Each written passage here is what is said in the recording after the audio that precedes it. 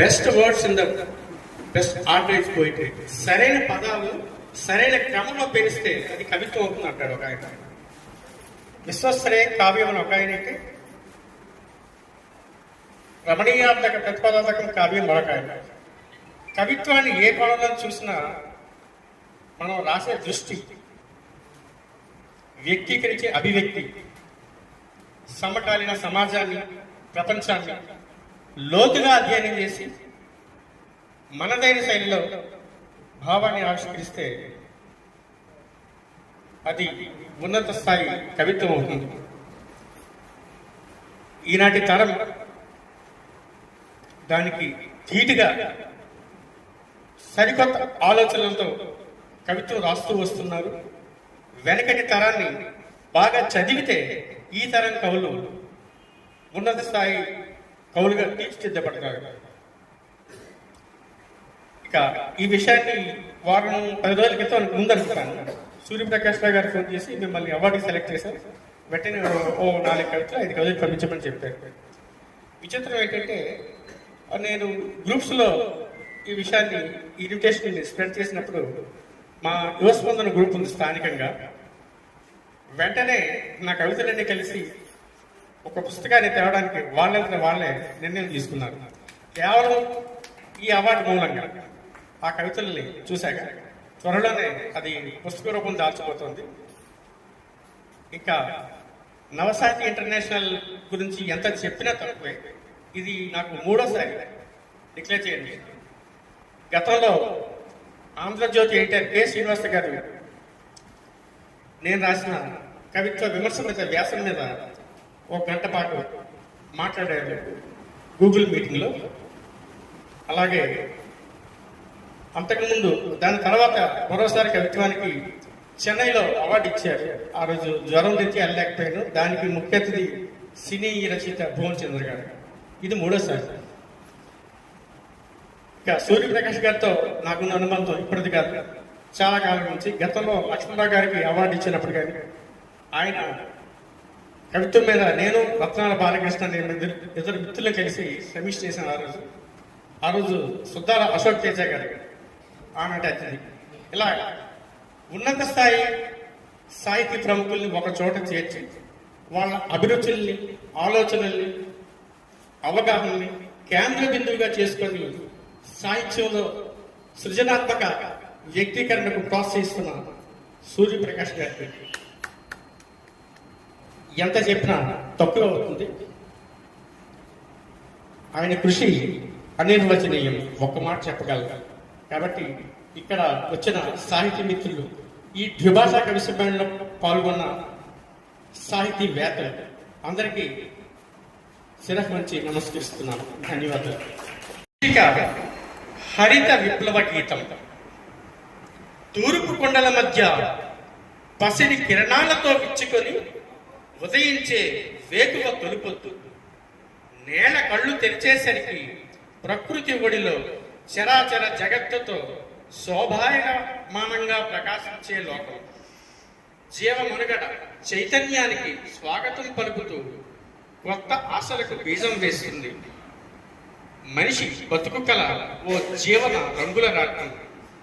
ఋతు చక్ర భ్రమణంలో కాలం రెప్పలు విప్పి చూస్తుంటే పంచభూతాల వెలుగులో శ్రామిక లోకం రెక్కల కష్టంతో సృష్టికి ప్రతి సృష్టి చేస్తుంది. పల్లె జ్ఞాపకాల నీడలో శాతతీరి వేసిన అడుగులు జానపదుల గుండె చప్పుళ్ళై అడుగడుగున ప్రతిధ్వనిస్తుంటాయి. నెగళ్లు విచ్చిన భూమి పగుళ్ల మధ్య ఏరువాకలో కోటేరేసిన నాగేటి చాళ్ళై సేద్య జీవితాన్ని జీవనముక్తిగా మలుచుకుంటాయి. అంతరించిన నదీలోయ నాగరికతల జాడల్ని బతుకు నీడలుగా నెమరేసుకొని స్మృతులు కథలుగా చెప్పుకుంటాయి. పైరు పచ్చదనం వెలుగులో విత్తిన బతుకు నాట్ల పంట శ్రమ సౌందర్యంతో తడిసి ఉత్పత్తి రాసులతో మురిసి మెరిసి ప్రాణ బీజాల స్పర్శతో కొత్త జీవితాన్ని వెలిగిస్తాయి. పొట్టకూటి కోసం సొంత పంట భూమిలో రైతు కూలీలుగా బతకలేక పట్నం వంశం వచ్చిన పల్లెవాసులు దారిద్ర్య రేఖకు దిగువన దేశానికి దిగులు ముఖ చిత్రాలయ్యారు. కాలం ఎప్పుడు ఒకేలాగా ఉండదు. శాస్త్ర సాంకేతిక వ్యవస్థల్లోంచి, కణ విభజన మూలాల్లోంచి, మానవ జీవ పరిణామ సిద్ధాంతాల్లోంచి, ప్రగతి సందేశ వాక్కుల్లోంచి విజ్ఞాన మూలాల్ని తవ్వి తోడితే ఈ సృష్టిలో జీవి మనుగడకు ఆది మూలం.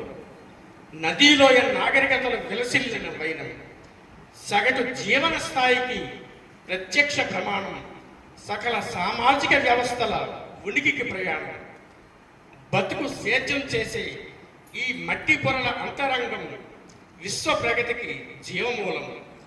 నారుమడిలో నాట్లేసి విత్తిన మొలకలే ఈ పిడికెడు పంకులు. జీవకోటి నోటికి అందించే 4 మెతుకులు అమృతపు ధాన్యరాశులు. మట్టిని బొవ్వ చేసి సస్యశ్యామల జీవకళతో ప్రాణుల జీవితాన్ని నిలబెట్టేవి ఈ పంట గింజల ప్రతిరూపాలే. అన్నదాత నడిచే ఈ నేలంటే పస్తుల పూటలతో, ఆకలి రుచులతో అలమటించే అన్నార్తుల పాలిట ఓ అన్న పూర్ణోదయం. పల్లె సీమల కళతో బతుకు పచ్చగా కలకలలాడే ఓ హరిత విప్లవ గీతం. ధన్యవాదాలు.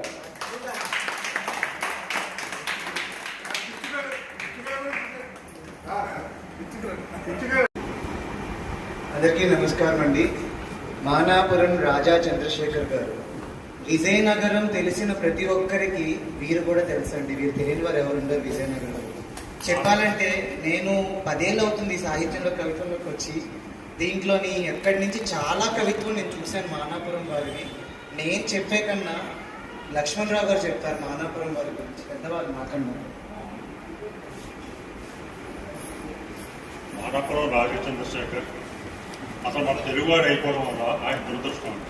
యాక్చువల్గా అదే మన తమిళ భాషలో అయితే ఆయన చాలా పెద్ద కవిగా, ఈవెన్ సుబ్రహ్మణ్య భారతి అంతగా చెప్పినా సరే మనం చాలా తక్కువగానే అనిపిస్తుంది. అంత పెద్ద కవి అంటే ఆయన రాసిన ప్రతి వాక్యం కూడా వాక్య నిర్మాణం ఏ విధంగా చేయాలి, అసలు వాక్య నిర్మాణంలో ఎన్ని మెలకువలు ఉంటాయి, ఈ విషయాలన్నీ కూడా చాలా చక్కగా ఆయన కవితలో మనకి పరిచయం. ఏమిటి ఆయన కవిత చదివితే మనకి ఎన్నో ఆలోచనలు మనకి వస్తాయి. మనం ఈ విధంగా రాయగలమా, ఈ విధంగా రాస్తే మనం ఆయన స్థాయికి మనం వెళ్ళగలమా అనేటట్టు అనిపిస్తుంది. డాక్టర్ శ్రీ నారాయణ రెడ్డి గారు తెలుగు యూనివర్సిటీ వైస్ ఛాన్సలర్గా ఉన్నప్పుడు ఆయన వర్క్షాప్ కండక్ట్ చేశారు. ఆ వర్క్షాప్లో రాజా చంద్రశేఖర్ గారు కూడా ఆయన అటెండ్ అయ్యారు. 15 రోజుల పాటు అటెండ్ అయ్యారు. ఆ విధంగా చాలా మెరుగులు అక్కడ నేర్చుకున్నారు. చాలా చిన్న వయసు నుంచే ఆయన కవిత్వం చాలా చక్కగా రాయడం మా అందరికీ స్ఫూర్తి ప్రదాత ఆయన. నాకు యాక్చువల్గా కవిత్వంలో నేను గొంతు ప్రవేశం చేసిన టైంలో ఆయన నాకు పరిచయం అయ్యారు విజయనగరంలో. పరిచయం అయిన తర్వాత లక్ష్మణరావు గారు ఈ విధంగా కాదు కవితను మీరు ఏ విధంగా అర్థం చేసుకోవాలి, ఈ విధంగా వాక్య నిర్మాణం ఉండాలి అని చెప్పడం నాలాంటి వాళ్ళు చాలా మందిని విజయనగరంలో ఆయన తయారు చేశారు. యాక్చువల్గా నాకంటే చిన్న వయసు అయినప్పటికీ కూడా నేను ఆయన గురువుగానే నేను భావిస్తాను. అది చెప్పడానికి కూడా నాకు చాలా నామోషం కాదు. ఆయన దగ్గర నేను చాలా నేర్చుకున్నాను కూడా. చాలా వరకు విజయనగరంలో ప్రొజెక్ట్ అవ్వడానికి కూడా కారణం ఆయనే. మన ఆయన కవితలో ఏ కవిత మీద తీసుకుని చదివినా సరే చాలా చక్కగా అనిపిస్తుంది. ఇది ఒక కవిత అని చెప్పి ఒక కవిత ఆయన రాశారు. అది ఎప్పటికీ కూడా చిరస్థాయిగా ఉండిపోతుంది. మరి ఆయన గురించి ఎంత చెప్పినా తక్కువే. గురజాడ పురస్కారం ఆయన వరించడం అనేది చాలా అత్యుత్తమైన విషయం అన్నమాట. అది దాంట్లో ఏ సందేహం లేదు. మరి మానాపురం చంద్రశేఖర్ గారికి అది ప్రజెంట్ చేయవలసిందిగా కోరుతున్నాను.